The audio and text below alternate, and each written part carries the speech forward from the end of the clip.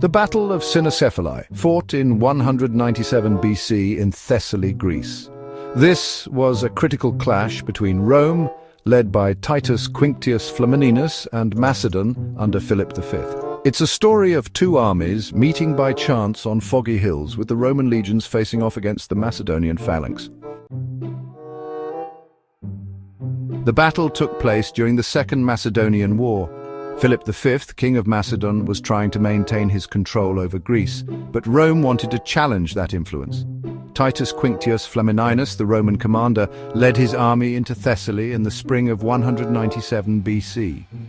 The two forces met near the Cynoscephalae hills, named for their shape, resembling a dog's head. Fog covered the area that morning, and neither side intended to fight right then.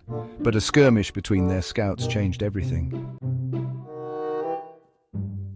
Flamininus commanded between 26,000 and 30,000 troops. Roman legions, around 16,000 infantry, organized into maniples, units of about 120 men each.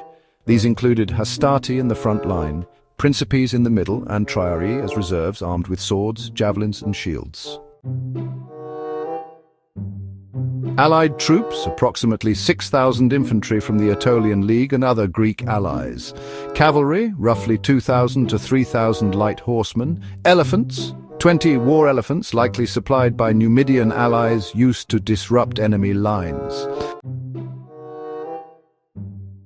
Sir Philip V had between 25,000 and 26,000 soldiers. The phalanx consisted of about 16,000 heavy infantry, equipped with sarissas, pikes that could reach up to 18 feet long, designed for fighting in a tight formation. There was also light infantry, around 7,000 peltas and skirmishers, providing support and harassment. And then there was the cavalry, approximately 2,000 strong, including the elite companion cavalry.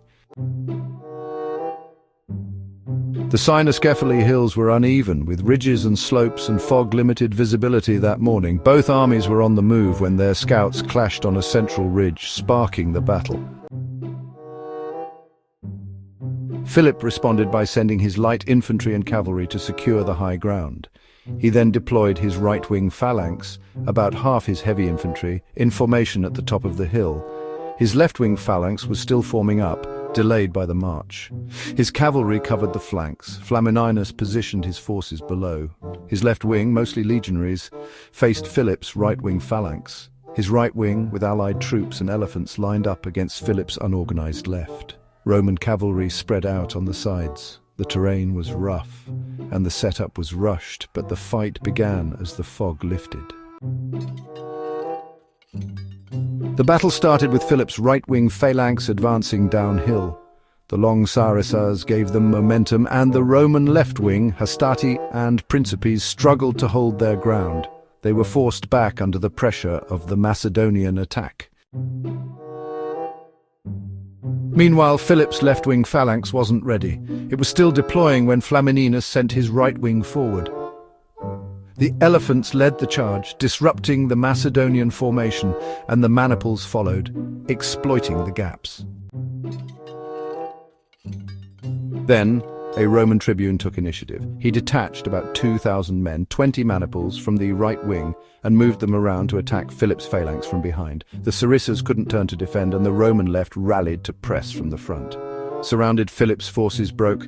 Around 8,000 Macedonians were killed, 5,000 captured. Roman losses were about 2,000. The Battle of Cynoscephalae ended with Philip's defeat. He negotiated peace, giving up his influence in Greece to Rome. This victory highlighted the Roman legion's adaptability over the phalanx, especially on uneven terrain. In 197 BC, it marked a turning point. Rome solidified its foothold in Greece and weakened Macedon's power, paving the way for greater dominance in the Mediterranean. If you enjoyed this, subscribe for more battles, and I'll see you next time. Thanks for watching.